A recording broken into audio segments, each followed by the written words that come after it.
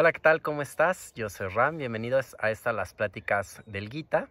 Y pues estoy aquí muy contento con todos ustedes, ya pues a punto de terminar, ¿no? Ya estos últimos dos capítulos, el día de hoy vamos a ver el penúltimo capítulo del Gita. Espero que todo esto que hemos estado estudiando, tratando de analizar un poquito, te haya hecho sentido y que haya mejorado tu práctica. Estamos a punto de empezar el capítulo número 17 ya del Gita, y este capítulo básicamente nos habla sobre las tres clases de fe. La fe y las tres maneras de adorar, que es una perspectiva bastante importante para todos los practicantes en general de yoga, ¿no? Para todos los que de una u otra manera tenemos este camino espiritual ya entendido, comprendido, y que hemos decidido de una u otra manera emprender pues este viaje al autoconocimiento. Estoy aquí desde Las Piedrotas en Tapalpa, Jalisco. Espero que también disfrutes un poquito del paisaje, porque pues de eso se trata también, ¿no? Disfrutar la vida y siempre con la mirada puesta en Dios.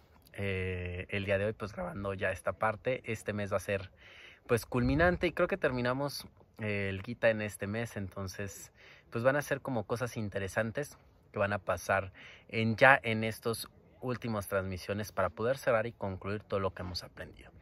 Y pues vamos a empezar ya con esta primera estrofa. Entonces, capítulo número 17, que nos habla sobre las tres clases de fe, sobre tres maneras de adorar. Sobre la estrofa número 1 dice así: Arjuna dijo, ¿cuál es la condición, oh Krishna, de aquellos que hacen caso omiso de las normas de las escrituras, pero llevan a cabo sacrificios con devoción? Son ellos de naturaleza sádvica, rajástica y tamásica. Ya hablábamos de estos tres gunas, o de estas tres naturalezas que el hombre tiene, ¿no? Que son las cualidades de la naturaleza y de todo lo que está en la naturaleza. Y entonces en esta estrofa básicamente se expresa Arjuna que le explique Krishna la forma en la que él ve a Dios, cómo se clasifican estas personas que nos llevan a cabo pues esta parte de las normas prescritas en las escrituras, no en este caso en el Gita y en los textos védicos, pero que sí tienen con devoción o tienen ciertos sacrificios con devoción. En estas estrofas se expresa en algunos devotos reverencian las escrituras, pero no siempre las comprenden, que eso es importante, o están en condiciones de estudiarlas con detenimiento. Entonces existen muchas personas que, aunque leen las escrituras, no tienen esta capacidad de entender realmente su significado. Existen entre los diferentes maestros que explican las escrituras, incluso entre ellos mismos, hacen como diferencia sobre el significado real. ¿Y por qué pasa esto? Porque vivimos en un mundo subjetivo. Entonces, el hecho de no conocerlas, pero poseer inmensa fe y devoción, que en sánscrito se le conoce como Shraddha, que es una inclinación natural del corazón hacia la rectitud. Quiere decir que nosotros por naturaleza somos buenos y que tenemos una tendencia bondadosa. Entonces, este tipo de personas que tienen una tendencia bondadosa, es decir, que tienen fe y devoción hacia Dios, van a de una u otra manera vivir una vida sádvica, ¿no? Por lo tanto, llevan una vida profundamente religiosa, aunque no conozcan el significado más profundo de de las escrituras y tampoco de los ritos que se llevan a cabo. Ahora, en esta estrofa Arjuna prácticamente expresa su deseo de comprender con mayor claridad las estrofas anteriores. Todo lo que hemos visto es como, bueno, vuélvelo más claro, Krishna.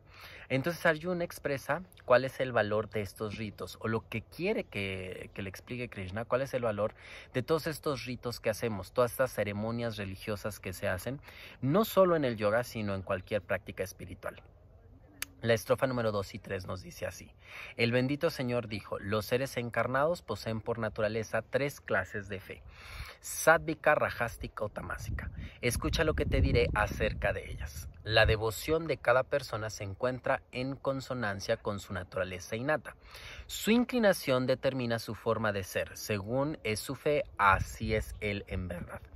Y básicamente lo que nos dice es que la forma en la que cada uno de nosotros vive su experiencia espiritual en este mundo tiene que ver con cuál de estas tres cualidades, sádvica, tamásica o rajástica, es predominante en la persona, ¿no? A eso se refiere cuando habla de tendencias naturales.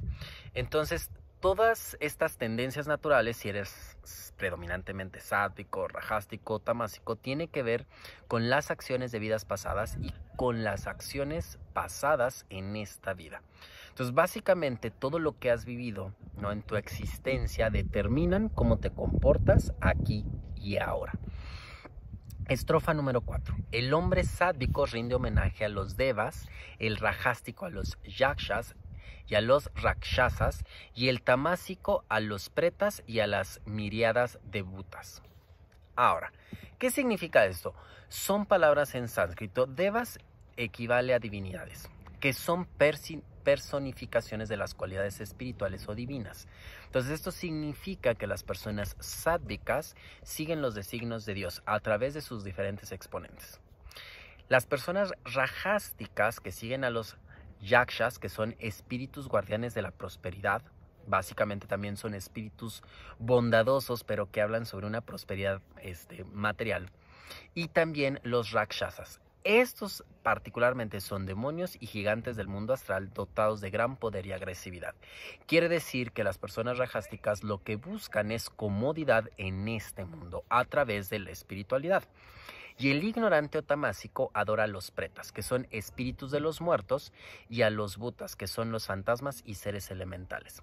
Lo que significa que busca el auxilio de espíritus o de sustancias etéricas que están atrapadas todavía en esta parte de no poderse desprender del mundo material. Es decir, siguen tratando de existir y de encarnar. A eso se refiere con los espíritus de los muertos y de los fantasmas y esta parte, ¿no?, que son los bhutas.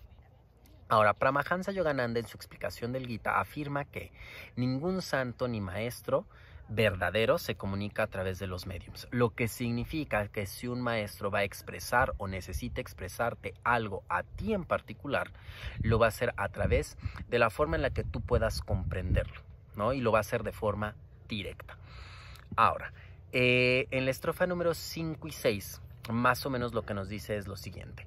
Debes saber que son de naturaleza asúrica aquellos que practican terribles austeridades que las escrituras no aprueban, hipócritas y egoístas, poseídos por la lujuria, el apego y las ansias de poder. Insensatamente torturan el cuerpo y me ofenden también a mí, que resido en todo. Entonces, básicamente habla que Dios reside en nuestro cuerpo, por lo tanto es un templo, es una casa de Dios. Ahora, el Gita condena la mutilación o cualquier castigo excesivo de forma física. Entonces, todas estas partes que se ven mucho, ¿no?, los latigazos en la espalda y todo este tipo de mutilaciones o castigos de forma excesiva, porque creemos que es una forma de compensar, no es está condenado por las escrituras védicas, particularmente por el Gita. ¿Por qué? Porque a final de cuentas este cuerpo es también parte de la creación de Dios, es divino por naturaleza. Ahora, el verdadero enemigo para nuestra evolución espiritual es la mente, no el cuerpo. El cuerpo es el vehículo, la mente es la que juega con nosotros y quiere dominar el cuerpo y el alma. El cuerpo es la materialización de la vida y de la conciencia del espíritu o la conciencia de Dios que mora en el hombre como un alma individualizada. Quiere decir que esta materialización del cuerpo es Dios expresándose en este mundo a final de cuentas. Sale de cierta manera. La estrofa número 7. Asimismo, cada una de las tres clases de hombres prefiere una de las tres categorías de alimentos.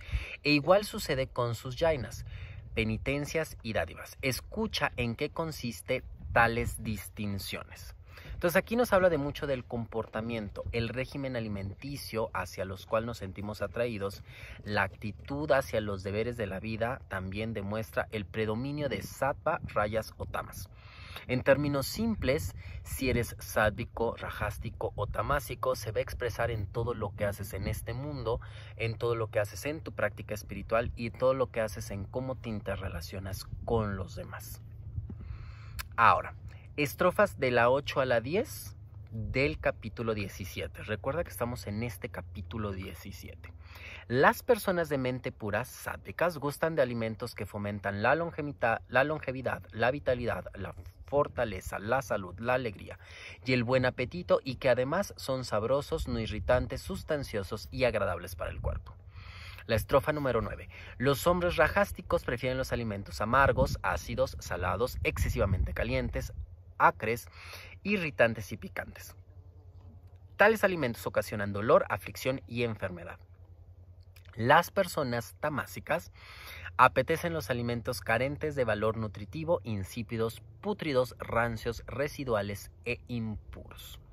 Ahora, esto es súper importante y lo trabajamos mucho en Ayurveda, pero lo que comemos nos nutre de alguna manera. Entonces es importante para la constitución del cuerpo, el mantenimiento de la mente y por lo tanto nuestra práctica espiritual. ¿Por qué tiene consecuencias eso que comemos a nivel físico y a nivel mental? Las células del cuerpo se forman a partir del alimento y la mente se altera por los gunas inherentes a todas las sustancias. Obviamente también se altera por las sustancias que nosotros metemos a nuestro tracto digestivo. La clasificación que hacen los yogis, a diferencia, por ejemplo, de la nutrición alopática, comienza con una verdad fundamental, que es: todas las cosas son emanadas de Dios y son materializaciones de su única e inteligente conciencia creativa vibratoria. Entonces, prácticamente es un intercambio entre la misma energía de Dios. Desde ahí parte la nutrición. Ahora, los gunas distorsionan la vibración cósmica pura y la convierten en una diversidad infinita de cosas. Por eso los alimentos son tan diferentes, porque los gunas los alteran y les dan cualidades, formas, colores, tamaños diferentes, que se caracterizan por poseer diferentes grados de propiedades que pueden elevar, activar u ofuscar. Básicamente, sattva, tamas y rajas. En general, todos los alimentos sádvicos son frutas, verduras frescas, crudas o preparadas de forma adecuada. Y ojo aquí, preparadas de forma adecuada. Los cereales integrales, las legumbres, los lácteos frescos, las nueces. Como dulces tenemos la miel, los dátiles, por ejemplo, como alimentos sádvicos, y grasas provenientes de los vegetales o de los lácteos. ¿Sale? Es importante resaltar que la forma de preparar los alimentos les va a dar una cualidad particularmente sádvica, rajástica o tamásica. No solo es el alimento como tal, sino también tiene mucho que ver con la forma en la que son preparadas. ¿Vale? Ahora, los alimentos rajásticos son los que estimulan excesivamente las fuerzas vitales del cuerpo, la mente o los sentidos. ¿Sale? Entonces, estos alimentos pueden ser huevos, pescado, pollo, cordero, que son los menos dañinos dentro de los alimentos que no son vegetales. ¿Sabe? Pero la forma de preparar algunos vegetales pudiera volverlos rajásticos. Los alimentos tamásicos son incluso alimentos sádvicos o rajásticos cuando se desnaturalizan por alguna preparación o conservación inapropiada. Prácticamente todo lo que nosotros comemos en conservas que compramos en cualquier supermercado o los embutidos son tamásicos por su forma de preparación. Incluso, por ejemplo, esto que son las verduras que ya vienen enlatadas, por la forma en la que son preparadas se vuelven alimentos tamásicos. Las carnes de vaca, puerco y sus derivados también son considerados alimentos tamásicos. Si tú te diste cuenta, sí hay tipos de carnes que son rajásticas, que son muchísimo mejor. Pollo, pescado, cordero. Son mejor aún que, por ejemplo, la carne de vaca, ¿sale? O de cerdo, por ejemplo. Ahora, de la estrofa número 11 a la número 13. El yaina, que es el sacrificio o cumplimiento del deber. El yaina sátvico es aquel que ofrecen los hombres que no desean el fruto de las acciones y que se lleva a cabo solo por amor a la rectitud y de conformidad con las escrituras. Debe saber, el mejor de los bharatas, Arjuna, que es de naturaleza rajástica el yaina que se lleva a cabo de manera ostentosa y con la esperanza de obtener una recompensa. El reprobable yaina tamásico es aquel que se realiza sin tener en consideración los preceptos de las escrituras, sin ofrendar alimentos ni oblaciones como muestra de gratitud, sin elevar oraciones ni cantos sagrados y sin devoción a Dios. ¿Sale?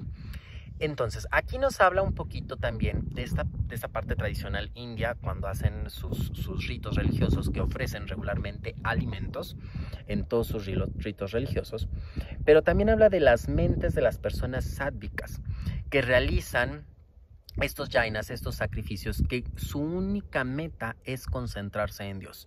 Es decir, que toda esta preparación, ¿no?, del ritual es para tener a Dios en su mente mientras está preparando el ritual.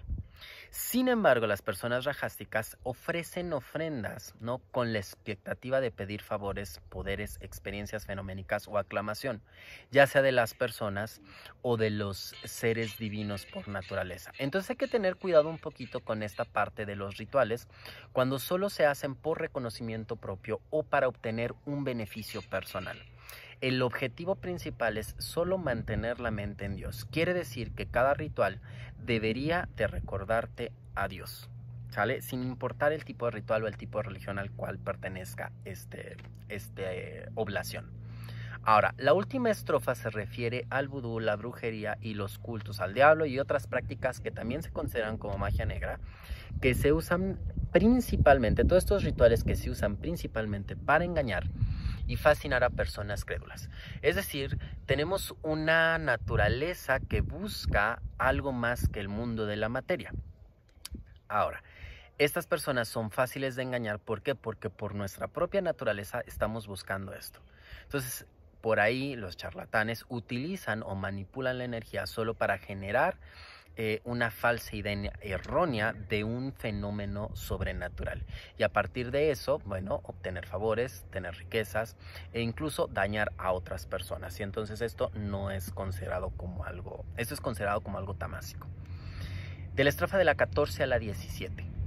El venerar a los devas o a los nacidos dos veces o a los gurús y a los sabios, así como practicar la pureza, la rectitud, la continencia y la no violencia se consideran la penitencia o austeridad del cuerpo. La comunión con nuestro verdadero ser durante la meditación, así como el pronunciar palabras que no ocasionan inquietud, que son veraces, agradables y beneficiosas, se denominan austeridad del habla. La claridad mental, que expresa calma y satisfacción, la bondad, el silencio, el autocontrol y la pureza de carácter, constituyen la austeridad de la mente. Estas tres austeridades, cuya naturaleza es sádvica, las practican los hombres perseverantes que poseen gran devoción y que no desean fruto alguno de sus acciones. ¿De qué nos habla esto? Bueno, también nos habla de los yamas, ¿no? Esta es parte de las austeridades que como yogis practicamos. Tapas es austeridad. La esencia de la austeridad o de tapas es aprender a comportarnos, básicamente.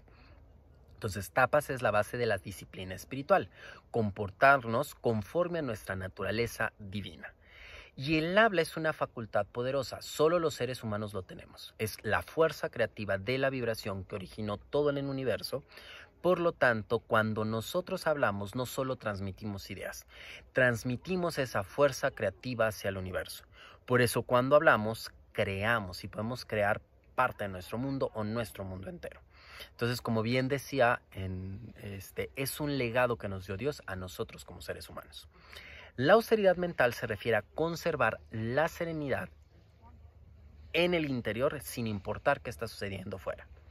Y aquel que medita, o aquellos que meditan, y si tú ya estás meditando por ahí, como te dejé una tarea desde, pues ya tiene algunos capítulos atrás, es advertir que no busquen resultados en cada meditación. Pues podemos olvidar la gran meta. Cuando nosotros hacemos una meditación, incluso de la abundancia, o para el amor, o para cualquier cosa que estés necesitando en ese momento, tienes que tener en cuenta que no siempre vas a obtener los resultados, porque sin importar hacia dónde estás dirigiendo esa meditación, si tú eres una persona sádvica y estás buscando realmente esa conexión con Dios, tu meta última es encontrar a Dios. Incluso una meditación que tiene que ver con la abundancia es conectar con esa cualidad divina de la abundancia. No es conectar con miles de pesos o tener casas o obtener cosas materiales. A final de cuentas es conectar con una cualidad de Dios. Estrofa 18 y 19. Se afirma que las austeridades son rajásticas, inestables y efímeras cuando se practican por ostentación y con la finalidad de recibir el reconocimiento, los honores y el homenaje de los hombres. Las austeridades tamásicas son aquellas que se basan en la ignorancia, en la insensatez, así como en las que se lleva a cabo para torturarse o dañar a otras personas. Y aquí nos habla fácilmente. Las penitencias rajásticas, ¿no? O tapas rajástico, tiene escaso mérito espiritual. Lo que sí dicen estas estrofas es que es muchísimo mejor que las austeridades tamásicas o no practicar austeridades en general. Las austeridades tamásicas son la brujería, la hechicería y todo aquello que arruina el bienestar espiritual de cualquier practicante de estas formas de austeridad. La estrofa número 20. A partir de aquí vamos a ver 3 clases de dádivas. Y nos dice así la estrofa número 20. La dádiva pura o sádvica es la que se hace por amor a la rectitud, sin esperar retribución alguna y que se concede a quien lo merece en el momento y en el lugar apropiados. Una dádiva o dana se debe ofrecer a las personas que son dignas de esa dádiva. Pensar, y además nosotros que lo damos o las personas que lo dan, no pensar en una compensación. Básicamente eso es sádico, ¿no? Ahora, existen 3 clases de dádivas y que corresponden a la parte material, mental y espiritual. El acto de dar transmite poder físico o material, poder mental o poder espiritual de la persona que lo está dando y que está capacitada para hacerlo a otra que necesita ayuda. Entonces, básicamente una dádiva se da cuando esa otra persona se da cuenta que necesita de un agente externo que lo auxilie en su camino espiritual. ¿Sale? Eso es lo más importante y sin esperar nada a cambio. No lo tenemos que hacer por otras circunstancias, sino porque esa otra persona se da cuenta y nosotros tenemos ese poder y esa capacidad de auxiliarlo. Estrofa número 21. Se considera rajástica la dádiva que se ofrece con renuencia o con el propósito de recibir algo a cambio o de lograr algún mérito. Y aquí, esta clase de dádiva imperfecta o rajástica no es del todo censurable. Es mejor hacerlo que no hacerlo. Pero se hace con el fin de reconocimiento público, se hace con el fin de que las personas vean que somos espiritualmente elevados, o se hace con el fin de obtener un beneficio de parte de la divinidad o de los seres etéricos. Y no necesariamente esto se va a conseguir. Ahora, todo aquello que se entrega con renuencia está manchado con sentimientos rajásticos o egoístas. Es decir, cuando no queremos hacerlo, pero lo hacemos por el qué dirán, ¿no? O porque yo me comporto como se debería de comportar un yogi o un practicante espiritual, pero realmente no lo quiero hacer, también es una dádiva rajástica. Estrofa número 22. La dádiva tamásica es aquella que se da con desdén o sin buena voluntad, a quien no lo merece en el lugar y en el momento inadecuados. Este tipo de dádivas perjudican tanto al que da como al que recibe. La Biblia señala por ahí esta estrofa como muy bonita, ¿no? Sobre todo cuando nosotros estamos otorgando y esa otra persona no lo valora, que decimos por ahí, no dar perlas a los cerdos. Ayuda material con una actitud maliciosa u ofensiva también no está considerado de forma adecuada. Dar buenos consejos a personas sarcásticas o instruir en el sendero de la rectitud a personas vanidosas y petulantes, lo único que le vas a dar es poder para que sigan siéndolo y aún con esta parte del engaño que puede lastimar o que puede involucrar a otras personas en algo no deseable. Estrofa número 23. Se considera que Om Tat Sat es la denominación de los 3 aspectos de Brahma. Mediante este poder fueron creados el principio, los brahmines, los Vedas y los ritos sacrificiales. Om Tat Sat, Padre, Dios, Hijo y Espíritu Santo, básicamente. Esto nos habla de que el inmanifestado, el infinito, el inmutable, el espíritu, Dios en su totalidad, cuando existen estos ciclos de creación y manifestación, es decir, el mundo en el que existimos, recibe el nombre de Om Tat Sat. Sat, brahmines, conocedores de Dios, que también es el alma. Tat, que son los Vedas o el conocimiento de la inteligencia del alma. Y el Om, que es la vida vibratoria, que crea, preserva el cuerpo. ¿Sale? El Om es esto que crea, y no solo nuestro cuerpo, sino el mundo entero en el que vivimos. La estrofa número 24. Por lo tanto, las acciones de quien sigue a Brahma, los sacrificios, las ofrendas, las autoridades que se realizan según prescriben las escrituras se comienzan siempre con el canto del Om. Y aquí es importante de por qué la práctica de un yogi comienza siempre con un Om, o cualquier práctica espiritual desde el punto de vista del yoga y de los Vedas comienza con un Om. El Om se canta al inicio para sintonizarnos con lo divino. Esto elimina los males y los defectos inherentes a todas las actividades humanas. Incluso elimina esos defectos inherentes a las cualidades más elevadas que nosotros podemos tener, pero que nos atan a este mundo. Es reconocer que Dios es el hacedor, que Dios es el que está actuando en mí para conocerse a sí mismo. Básicamente es algo por estilo. Estrofa 25. Quienes buscan la libertad llevan luego a cabo los diversos ritos de sacrificio, el ofrecimiento de dádivas y la práctica de austeridades, concentrándose en Tat y sin desear resultado alguno. Esto significa, una vez fundido en el Om, una vez que hemos logrado fundir todo nuestro cuerpo en el Om, el buscador percibe el Tat, que es la inmortal, indefinible, es la inteligencia cósmica, o que también se le conoce como la inteligencia crística, lo que alcanzó a Jesús, esa inteligencia que le permitía conocer más allá de lo que un simple mortal podía hacerlo. De la 26 a la 27. Dice, la palabra Sat designa la realidad suprema que existe más allá de la creación, el bien. Sat también se refiere a las formas superiores de la actividad espiritual. El estado de estabilidad inherente a las formas superiores del rito sacrificial, de la autodisciplina y de la ofrenda devocional se denomina Sat, la comunión con Dios en su aspecto de conciencia cósmica trascendental. De hecho, la misma acción espiritual relacionada con Tat también se llama Sat. Entonces, en términos más simples, las buenas cualidades y actividades beneficiosas del ser humano, nuestras meditaciones, todo lo que hacemos por conectar con Dios en este mundo y de esa manera ayudar a los demás, también las actividades de las deidades, de los santos, de los hombres liberados, tienen su origen en Sat. Tienen su origen en Dios Padre, el absoluto, el inmutable, el que está más allá de esta existencia. Este es un momento de unificación con Dios. Entonces, Om Tat Sat.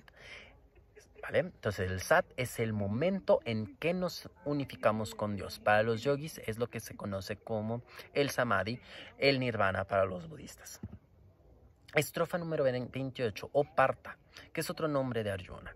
Cualquier sacrificio, ofrenda o austeridad que se realiza sin fe se conoce como asat y carece de mérito tanto aquí como en el más allá.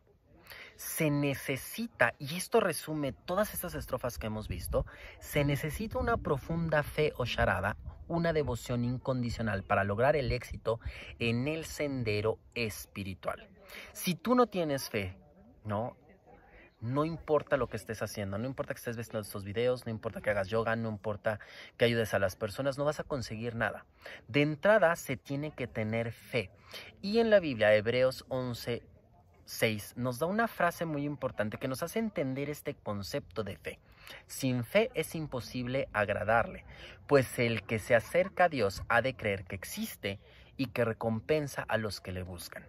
Entonces, esta parte de la creencia de que de entrada debo creer en que Dios existe y que todo lo que tengo es de una u otra manera esa recompensa, no por lo que hago como individuo, sino porque lo busco a Él y Él me dirige hacia dónde tengo que ir, hacia dónde tengo que estar. Y en este momento yo estoy aquí, en este maravilloso lugar, rodeado de la naturaleza, con unas piedrotas enormes que nadie sabe cómo llegaron aquí, por la fuerza divina, porque Dios es grande y porque Dios es creatividad y porque Dios así lo quiso. Estamos aquí terminando este capítulo número 17 y lo terminamos con Om Tat Sat Iti Srimad Bhagavad Gita Tsu Upanishad Tsu Brahmavidya Yam Yogasastre Shri Krishna Arjuna Sambade Shradatra Ya Divagayogo Nama Saptadoso Vyaya. Om Tat Sat en el Upanishad del Sagrado Bhagavad Gita, el discurso del Señor Krishna a Arjuna, que es la escritura del yoga y la ciencia de la unión con Dios. Este es el 17º capítulo denominado La unión por medio de las 3 clases de fe. Y el día de hoy no meditamos al inicio, no meditamos al final, porque quiero mostrarte algo que nos permite a nosotros tener esa conciencia de que Dios existe, esa conciencia de que todo es bueno, esa conciencia de que hay algo más allá.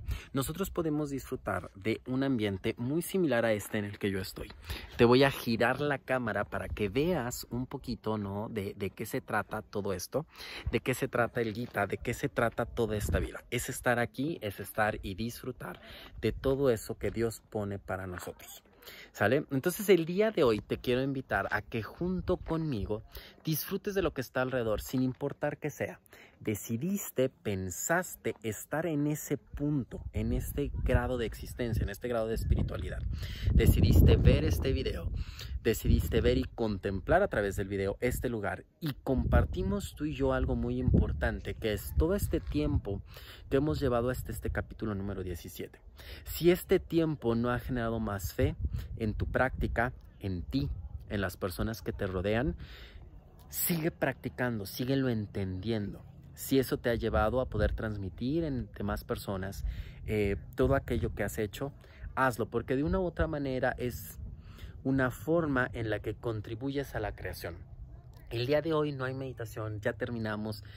Descansa, disfruta, ten fe en que Dios existe, y ten fe que esta búsqueda, que estos días, estas horas que has destinado a escuchar estas pláticas, ese compartir estos videos con las demás personas, de una u otra manera te conectan con Dios, y que seguramente todo aquello que empieza a surgir en tu vida, y que mi deseo es que cada vez lo notes con más frecuencia, que cada vez más sientas esa abundancia dentro de ti, que todo eso que te conecta, tu familia, el dinero, la abundancia, el carro, tu ropa, todo lo que existe bueno y malo, es una recompensa por buscar a Dios. Acércate a Dios cada vez más. Yo me despido de ti.